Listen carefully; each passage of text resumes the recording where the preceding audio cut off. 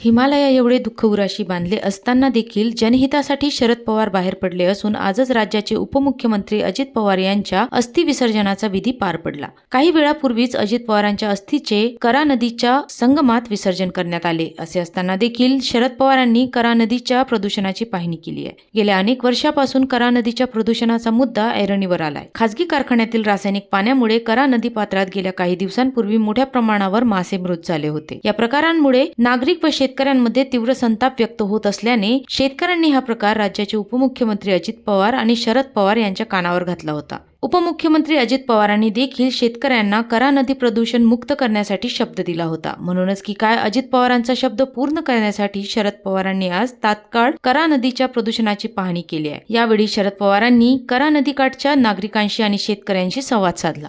ते फार नापीक झाले एकदम आणि ते पाणी अत्यंत प्रदूषित आहे। सगळा लोड जो आहे ना त्याच्यामध्ये स्लॉट राऊंडचा